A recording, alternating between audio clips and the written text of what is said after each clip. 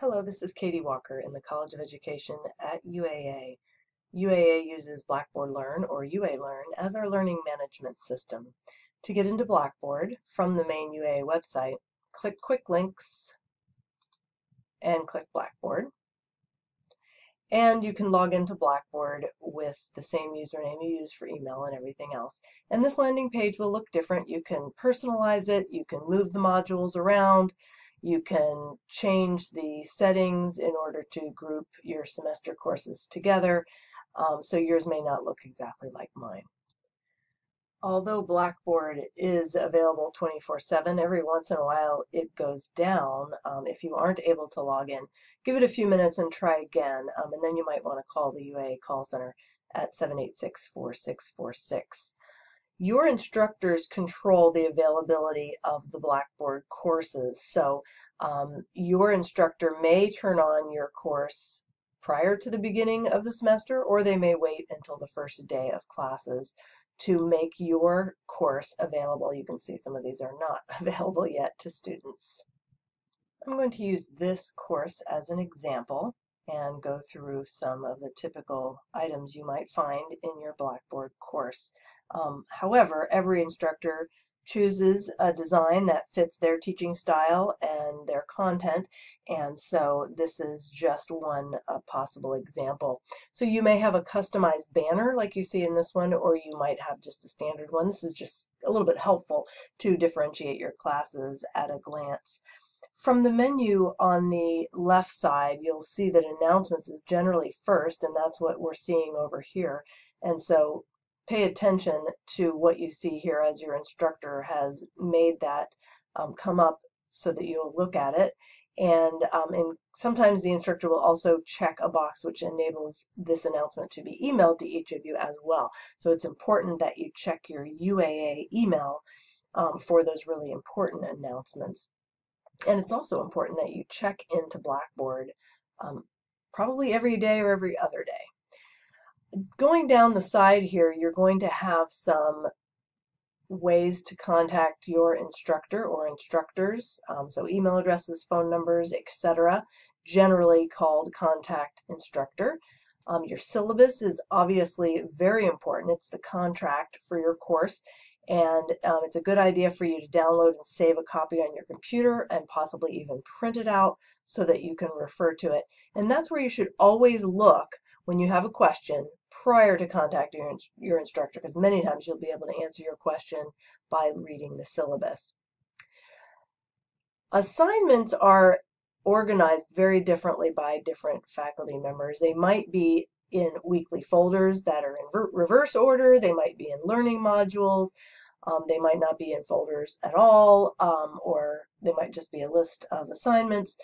So it'll just vary. You can tell what kinds of things you have here by looking at the icon. This represents just a note, whereas this represents a folder. And inside a folder, for example, this folder, you might have some discussion boards, which is what this represents, some additional items, and you might have some assignments, which is what this one represents. Inside this folder, we have some web links. So pay attention to these icons as they represent the type of item that you're seeing. When you click on an assignment, it will give you some valuable information, including the due date and the points possible, as well as instructions.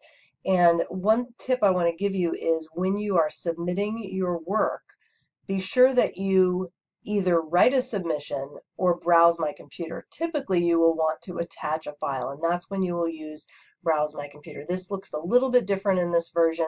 You can now drag and drop files to attach them, which will save you a little bit of time. If you write a submission, then you might want to just paste in your work.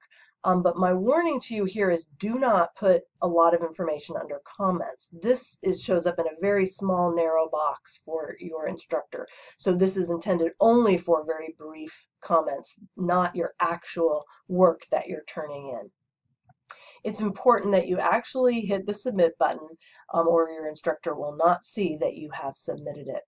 In some cases, your instructor has allowed you to submit things more than once so they can give you feedback and you can make some changes and submit it a second time.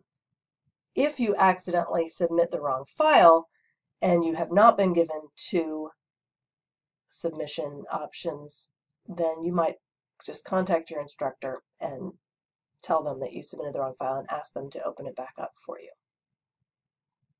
Here's another example of an assignment, and I just wanted to show you this one because this one has a rubric.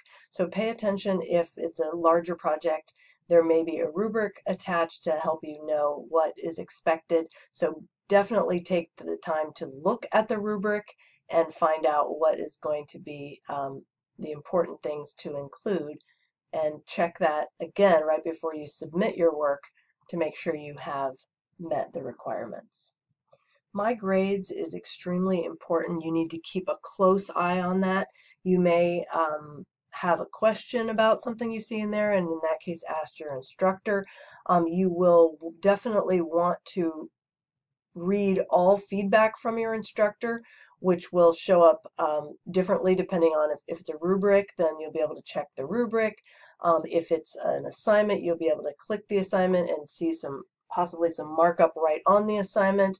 If there's a little talk bubble that shows up over here, you'll be able to see the brief comments from your instructor.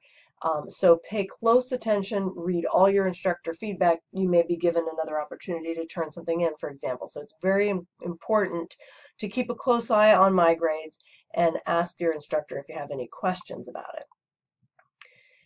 There's also some options generally to email the other students in your class or email the instructor.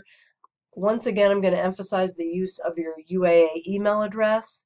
If you want to make sure your instructor gets your email, send it from that address, because others might go into their spam folder. There's a tools section which may or may not be turned on for you, but these are a number of tools that come with Blackboard, and you are familiar, I'm sure, with some of these already. Some classes are meeting online using Blackboard Collaborate, and so that is often going to be placed by your instructor over here like this, join online and collaborate. But if not, you can always find it under tools. This is one that your instructor might not specify for you to use, but you still might want to take a look at Atomic Learning. It has a number of useful tutorials. We have a new feature called Media Gallery, which you'll be learning about, which will allow you to save and store videos in kind of like a internal YouTube. And then there's some other tools as well that you might like to look at. For example, the calendar would show your due dates, and then there might be some other features you want to look at here. Please remember to use the student help. The student help page has a lot of great information, technical support, accessibility services, academic support, and much more. So don't hesitate to see if you can answer your own question before contacting your instructor.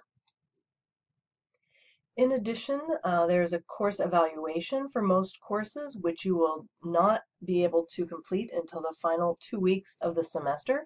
But this is valuable feedback, so take the time to give your instructor honest feedback on the course so that it can be improved for the next time it's taught.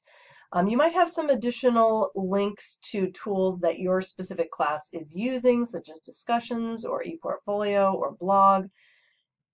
If you are taking a class that has online meetings using Collaborate, you will click on the link to get to Collaborate. You might have to scroll down to find your scheduled session, and most instructors will schedule it for the entire semester long, as in this example. So generally there will just be one. To join the class meeting, you will go ahead and click the title of the session, and the first time you do that, there will be a launcher that will have to be downloaded and installed. Make sure you leave plenty of time, because that does take a little bit of time, particularly if you're on a slower internet connection. And you will go ahead and click Join Room to get Blackboard Collaborate open, and be sure you, again, every week allow yourself a little bit of time so that you can get in and check your audio and be ready for class at the scheduled time. I'm going to take a step back here just to point out that the recordings, if your instructor records the classes, you'll be able to find the recordings here, and they will be listed by date. That's often nice to be able to go back and check on something that you may have missed. Another important thing to consider is there are some useful Blackboard apps that you should have on your smartphone. There is a Blackboard Student app, and there's also a Blackboard Collaborate app. And even though the Collaborate app is definitely not recommended way to join class every week, you should have it all set up and ready to go to be used as a backup plan if you can't make it to your class for whatever reason. So I encourage you to find those free apps and get them set up, and that will save you a little bit of time and give you a couple of different options for using the Blackboard tools. Blackboard Learn, which is this website, and Blackboard Collaborate, which is the web conferencing tool.